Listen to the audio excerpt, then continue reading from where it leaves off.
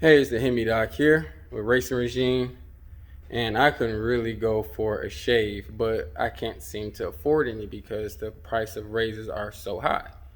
Thanks to Dollar Shave. No, I'm just kidding. It's Hemi Doc here, showing some updates, videos about your '03 to '08 5.7 Hemis and your what's that '06 to 2010 6.1. So all your pre-VVT Hemis. So um, have a couple of examples here. Let me get some light so I can make sure I am adequate with the examples so you guys can see. All right, cool. So Hemis aren't perfect. No engine is perfect if you didn't know that. So I'll give you a tale of Hemi problems from 2003 to current. So with your pre-VVT Hemi, so that would be your '03 to '08 5.7s and '06 to 2010 6.1s, 2010, 2011, something like that, 6.1s. So your pre-VVTs, which you tend to have a lot of problem is with the valve seats. So what happened? The issue is that the material inside of the head material versus the seat material is different. So you have aluminum. The heads are aluminum. The seats are some sort of metallic steel, cast iron. I'm not sure exactly what the material is, but some sort of metal, right? So when they put the two in, the seats in, the factory, the tolerances weren't 100% correct. It was just a little too loose. So whenever the chance of overheating, which was common water pump failures, um, you know, water pump go badly, cooling out, but especially with the chance of overheating, you are very high risk of dropping a valve. So it doesn't matter if you got 6.1, 5.7, just an issue. And when it happens, from my views of what happened from 6.1s and 5.7, the cylinder head usually just get destroyed as it gets nicked up and banged up from the seat material. One thing that I did not notice is valves actually breaking, which is pretty neat. Another thing I noticed that the piston did not fall apart completely, which is a good thing. So in my years, I would do a lot of engine rebuilds from LS, small block Chevy, Hondas, you name it. I kind of just cornered the market just doing Gen 3 Hemis now, working on modern Mopars. So one thing I noticed with LS engines is that they tend to have they drop valves. So the valve will drop and hit the piston, and boom, you have catastrophic failure. Unlike what says 6.2, from my examples, from what I've seen, when the valve drop, it hits the piston, it tears up the valve drops, it bangs around, so it tears up the cylinder head, and also in return, when it hits the piston actually breaks, explodes, boom.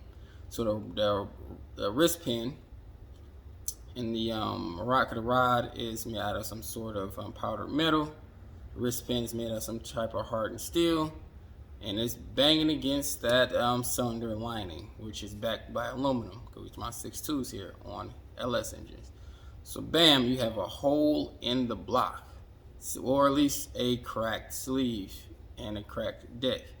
So you can't re-sleeve the block, and you can't really reuse the block because it's kind of just toast. With the Hemis, you just have a damaged piston, might need to get bored over. And I've seen a lot of times it has actually ran as well too. So, and then with 6.1, the damage is a little bit less. So let's go take a quick picture of what it looks like. So here's a 6.1. You can see up in there the damage. There's the cartridge. So this one dropped an exhaust valve. and an exhaust seat. And you can see over here too. So it dropped exhaust seats on both cylinder heads. And I mean the cylinder heads is put up. I'm not about to go grab them right now, so just use your imagination. It's just really, you see the seats is embedded in the cylinder heads. So then let's go with a 5.7 here. So we have here is a 2006 Magnum. And what you have here is your piston damage. So it kind of definitely, let's see what we got going on here. Get you guys some better lighting.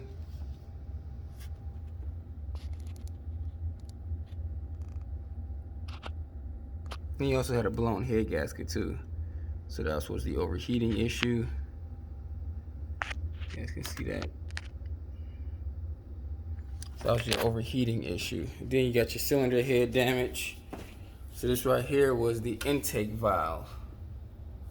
And you can see how recessed that is compared to the adjacent cylinder. The valve is sitting up. Then I also had like this one was getting ready to drop too, because people like to drive their Hemis into the ground. So I had to take this head off first, and I noticed this valve was sitting up. See, it's not on the seat, so it might have been on its way out. Yeah, like it does, like the seat. Yeah, the seat had definitely dropped in this one too. So you had two seats that was about to go. So what is the fix for them, Hemi Doc? What do you do? Soldier 6, how do you fix them? What do you do over here in Racing Regime? So I have came up with two solutions. One, they both is costly, but it depends on which one you want to do. So I like the 500 horsepower package myself. You get pretty much what you get is a stock. I'm gonna say stock, misleading. What you get is a rebuilt motor with a custom grind camshaft, some eagle heads, some intake and everything, some long tube headers, and a tune. Should get you roughly about 500 or so. Not at the wheels, of course. Not at the wheels. That would be 600 plus. Which would be nasty on motor. 500 horsepower, or relatively close. It's pretty decent for a 5.7. But so with the VVT or Eagle head, so that's your 09 to 09 plus 5.7 heads. They had completely eradicated that issue, so you no longer have the valve seat issue. So to do the Eagle head swap, reason why you save a little bit, like you save money here, but you're spending it elsewhere, because you gotta, of course, buy the cylinder head, and then you also have to get some expensive head gaskets because the compression ratio is a lot different, and it's going to require you a custom tune because you got different injectors, you got different, you have no longer have EGR.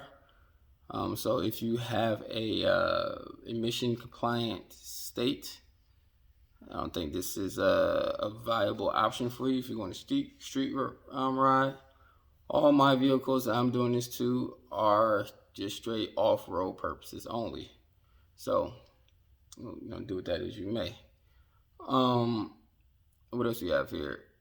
So you do that, get some long tube headers and everything, and it goes pretty much all the way back to the cats, to your factory, cat back exhaust, whatever you choose to do with that, that's on you.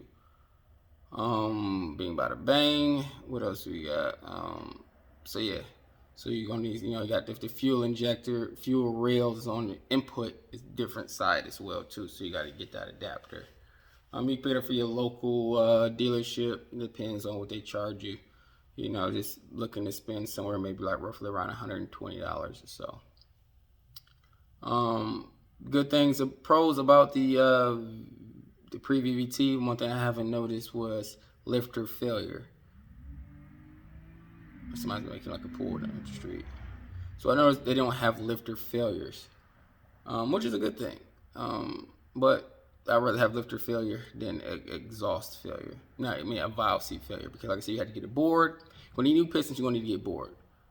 If you're lucky, you might not have to do bored, but more than likely, with that metal floating around, that cylinder lining, cylinder walls, you're going to scrape it up, and you're going to need you need to get bored. So that can cost pretty much a lot from anywhere. Depends on how far you want to go. Some people just forget it, let me stroke it.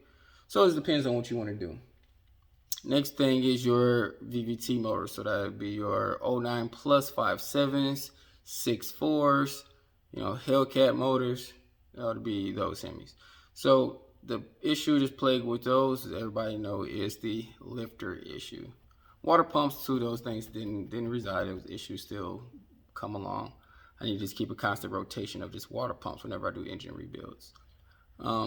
So the issue that happens with the lifters is, from our understanding, I'm not on the engineering team. I didn't design the engine. It's one of the things that I don't really care about the why so much.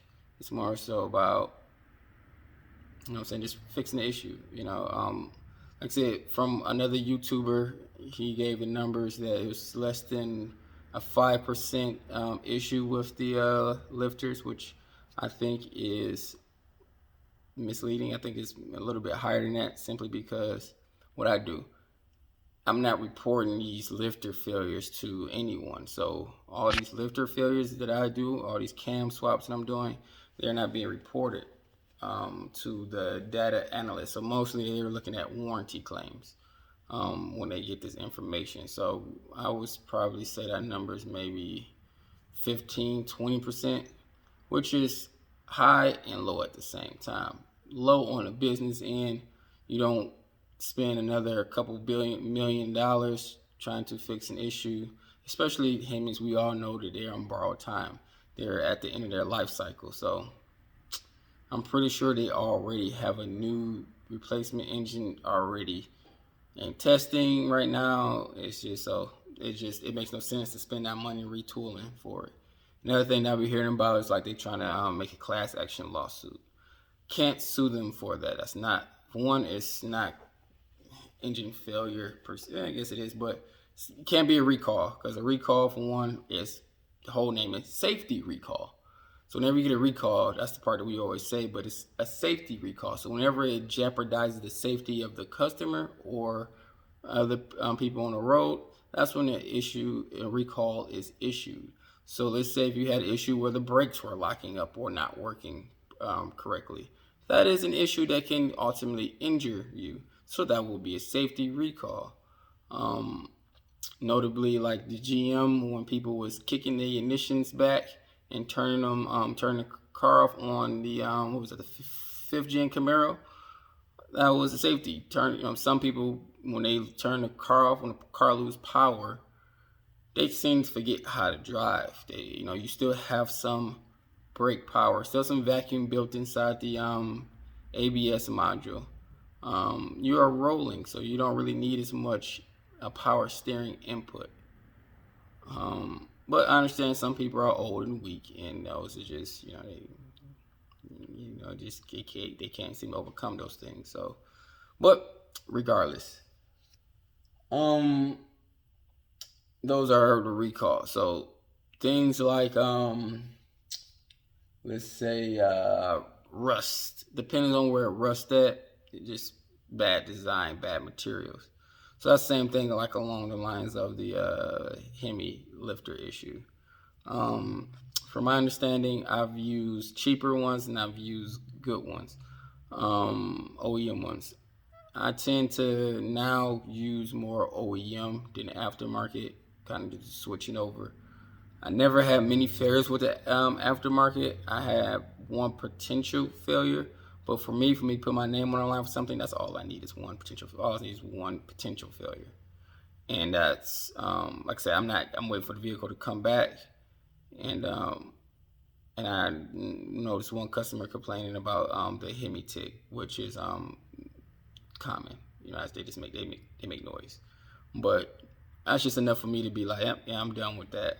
So going with OEM from here on out, um, and what's from there. So the problem with the Eagle, like I said, you got the cam issue, and that's about it. I seen like a timing chain break on the VVT motor before. That was weird. What else? A lot of issues is the real issues is with the old pre-VVTs. You also have on the 6.4s. I do a lot of replacement motors on those. They tend to throw rods left and right. I put a motor in one guy's car, and he locked the motor up 2 hours after. And it was pretty sad. Granted, he went from a 5.7 to a 6.4. He had no tune. He had like a little program to do like a 93 tune or something like that. And as far as my understanding, I am no tuner at all. I have never even really touched tuning equipment. Never even looked at the data before. So if I'm saying something wrong, just correct me. So the problem was from when I took up, because I told him before, get a proper tune, but he had a 300 6.4 300 5.7. So that roughly made about, I forgot the horsepower number, 354 or something like that horsepower to a 485 horsepower. So you got different injectors. I put the wired up the intake manifold. I forgot what I put the intake runner valve RPM up to, things like to rev line. So it starts at like I forgot what I put it at. I have to look at it. It's not here. But this ain't no tune. Different pulse width. Oh yeah, and with the 93 tune, as far as I would think, it's just that all they're doing is advancing the timing. So motor locked up.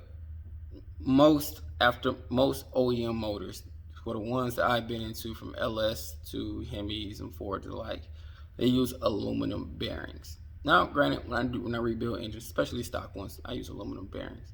I am also switching from aluminum bearings going to steel ones. I got to do a little bit of research on, because I want to do because I'm upping my warranty. So the prices on a lot of my rebuilds is going up. So I'm changing materials to a lot better stuff. As time goes on, you advance, you learn.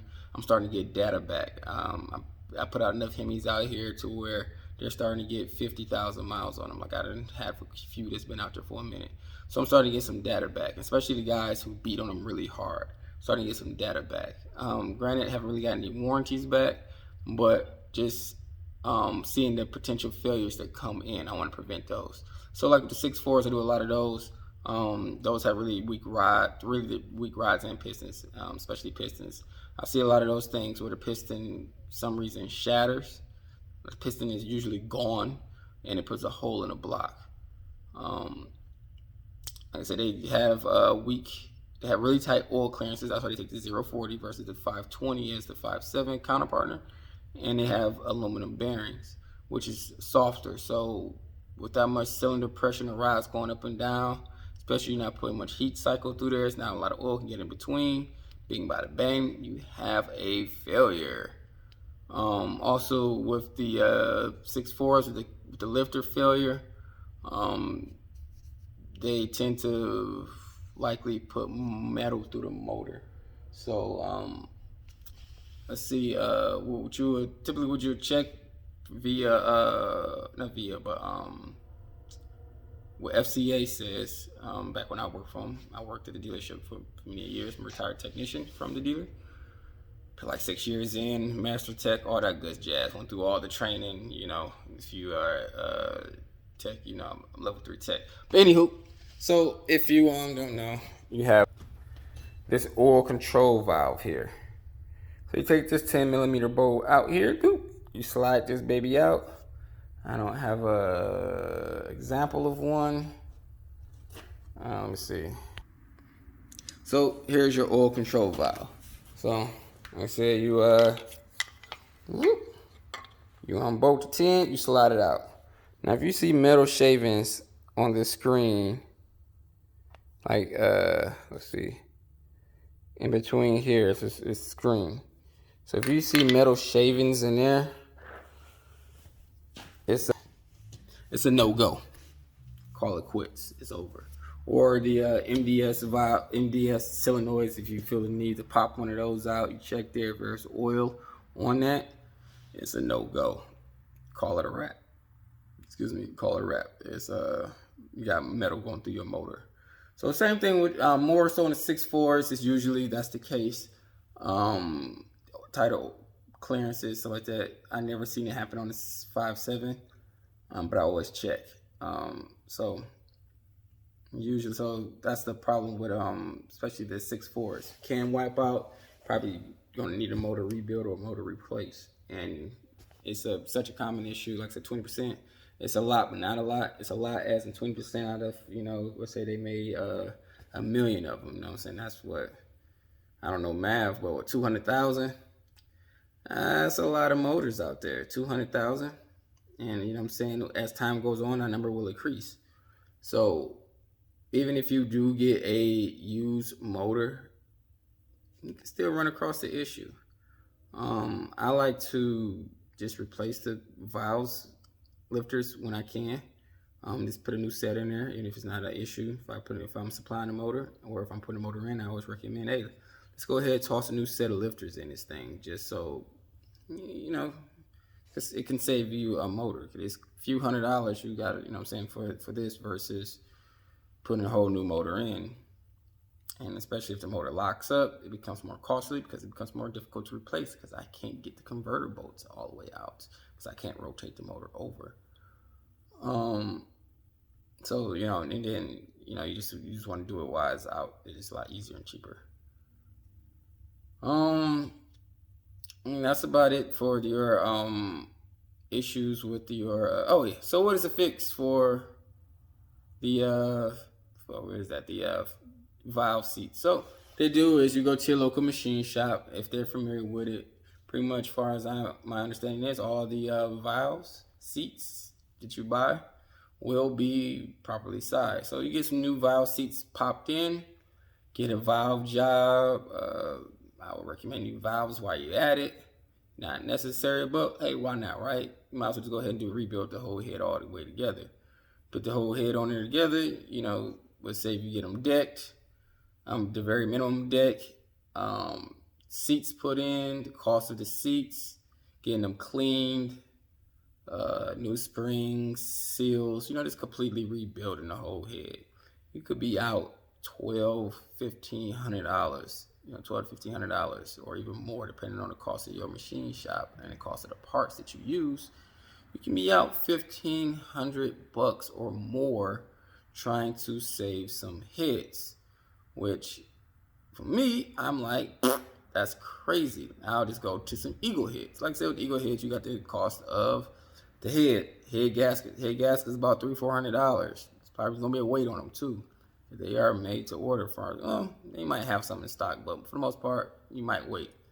So like I said, you got head gaskets, you got heads, you got new push rods. A lot of people want to know, hey, how to do the eagle head swap? What do you need? You need eagle top end. So eagle push rods, eagle valve covers, eagle coil packs.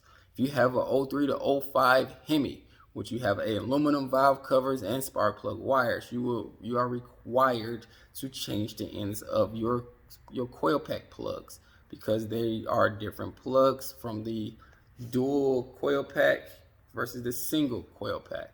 So you would have to wire in some new wires for that, put the new valve covers on and push rods, head gaskets, bing bada bang, you in business. But now you have an EGR problem because the EGR does not have an EGR provision on the cylinder head. So technically it does, but it's not all the way through. So if you are a nifty machinist, you can drill the hole all the way through and make it work. But I am not, so I'm not going to do so. Then you have run into the like I said, it's the problems of you gotta get a tune and stuff like that.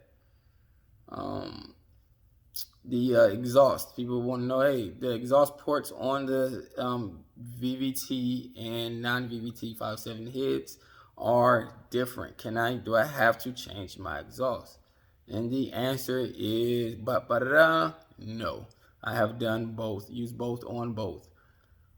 The actually, I don't think I ever used the squares on the D shape. Let me. Yes, I have. I have actually. Yes, I have. Yeah, actually, I have. Because what happened was one of my first Eagle head swaps was on a Ram 1500.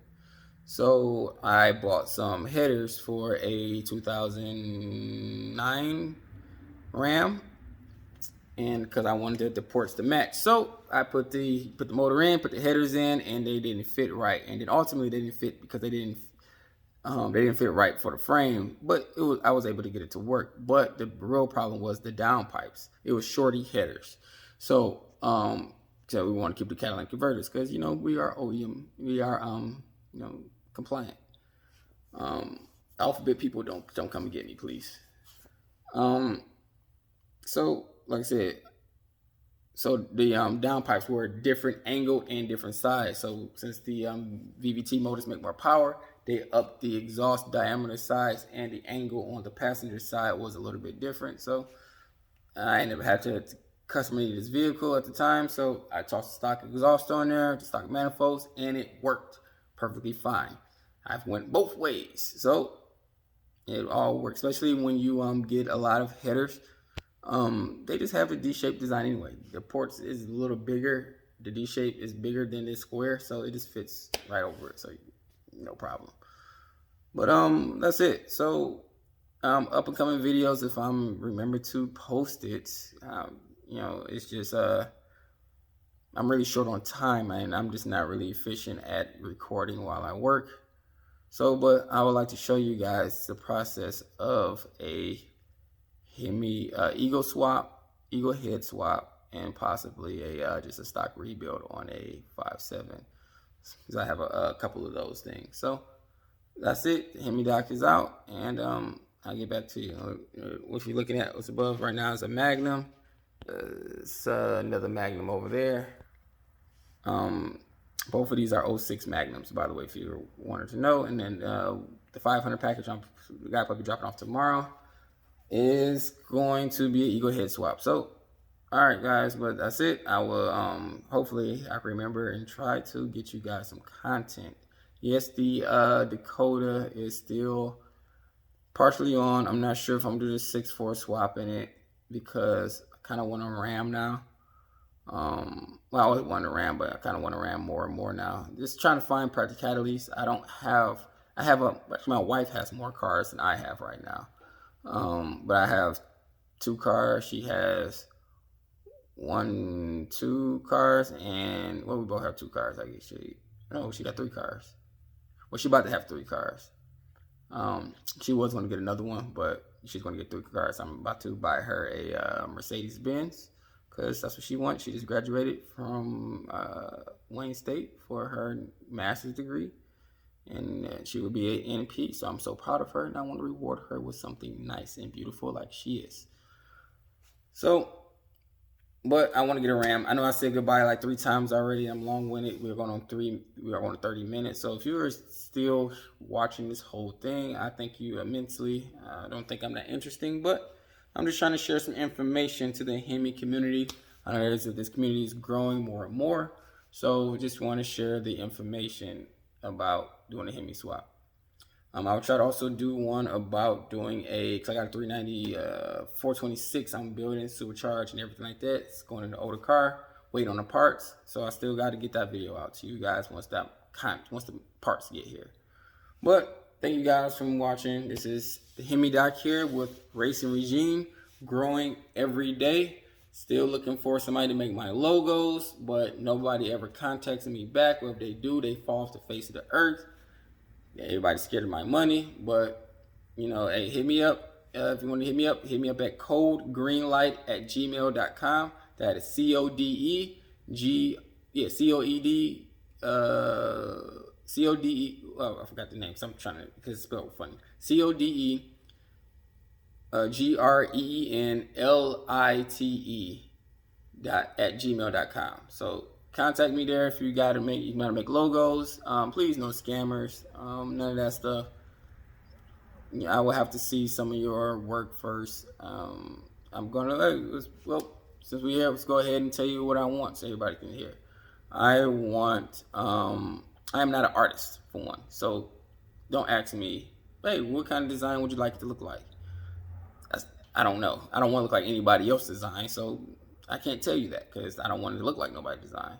Only thing I can say is I want it short, I want it small and simple. I want one for Hemi Doc and I want one for Racer Regime. I need it to be very simple. You look at it for a fraction of a second, you collect all the data that you need. So that's that. All right, thanks guys.